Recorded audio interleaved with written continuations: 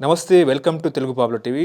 నిన్న సినీ నటుడు మోహన్ బాబు జర్నలిస్టుల మీద దాడి చేసిన విషయాల మీద మనతో మాట్లాడడానికి ప్రముఖ అనలిస్ట్ కృష్ణకుమారి గారు ఫోన్ లైన్‌లో ఉన్నారు. వారితో మాట్లాడే ప్రయత్నం చేద్దాం. మేడం నమస్కారం మేడం. నమస్కారం. మేడం నిన్న జరిగిన ఘటన గురించి ఏం చెప్తారు మేడం? అదేనండి. ఒక లక్ష్మణ్ రేఖ ఉంటది ఓకే. మీడియాలో కూడా. ఓకే. ఓకే.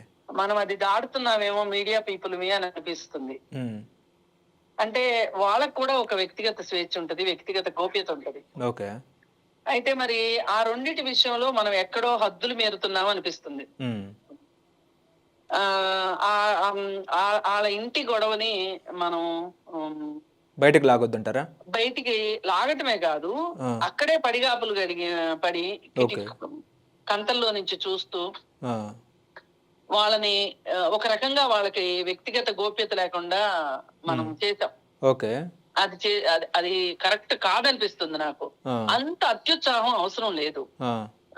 మరి అంత అత్యుత్సాహం ప్రదర్శించినప్పుడు ఆయన బయట నుంచి వస్తున్న సందర్భంలో మీరు మంచు మనోజ్ గారిని కొట్టారంట అని అడిగేసరికి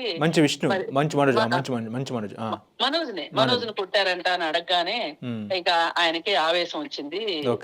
అంటే నేను ఆయన ఆవేశాన్ని కరెక్ట్ అని నేను అనట్లేదు, కానీ మొత్తం జరిగిన సినారియోలో మన వైపు నుంచి కూడా కొంచెం ఇబ్బంది ఉంది అని అనిపిస్తా ఉంది.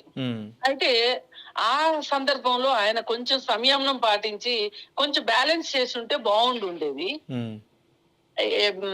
ఇక్కడ ఈ అశాంతి వాతావరణంలో ఆయన అలా చేయడం కరెక్ట్ కాదంటారా?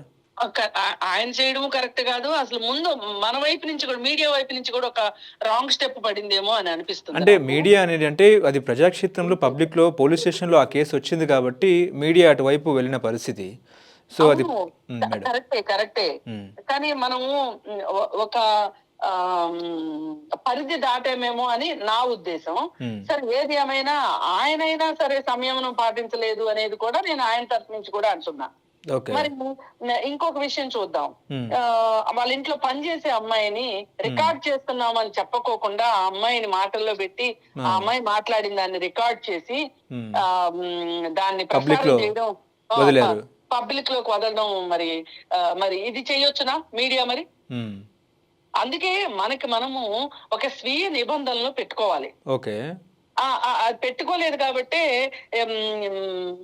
ఎందుకు ఇంత ఈ మీడియాలో పోటాపోటీ వార్తల్ని వండి ప్రసారం చేస్తున్నాం, వండి వారుస్తున్నామని అనిపిస్తుంది.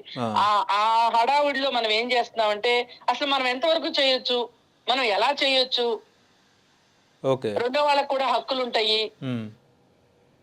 అని ఆలోచించకపోతేనే మనం బాధ్యత మర్చిపోతాం. ఈ మొత్తం దీన్ని నేను ఈ విధంగా చూస్తున్నా. అంటే ఇక్కడ ఎవరిది తప్పు అంటారు? మోహన్ బాబు తప్ప, లేదా మీడియా తప్ప, లేకపోతే ఎట్లా మేడం? అందరు తప్పు ఉంది అంటున్నాను నేను. ఓకే. ఆయన కూడా అలా చేసి ఉండాల్సింది కాదు. నో కామెంట్ అని వెళ్ళిపోవచ్చు. అవునవును. ఆయన కానీ నో కామెంట్ అని వెళ్ళకోకుండా ఆయన ఆ విధంగా చేయడం కరెక్ట్ కాదు. ఇప్పుడు ఇవాళ మోహన్ బాబు ఇవాళ చేశారు, ఇవాళ ఇట్లా చేశారు, రేపు ఇంకెవరైనా చేస్తే అంతేనా పరిస్థితులుగా?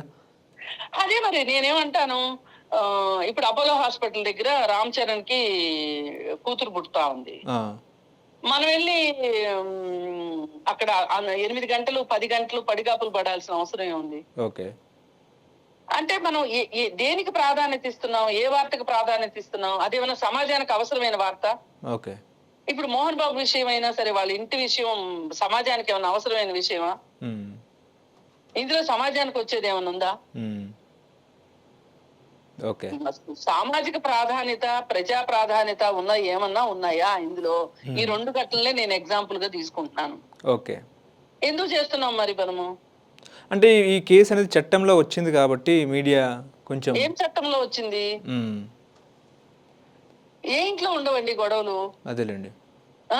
ఉంటాయి. నేను ఇప్పుడు అసలు మనం దీన్ని అసలు ప్రాధాన్యత ఇవ్వద్దని చెప్పట్లేదు. ఇంత ప్రాధాన్యత ఇవ్వడం అవసరమని నేను అవసరం కాదు అని అభిప్రాయపడుతున్నా. అందువల్ల ఇంత వచ్చింది. ఓకే.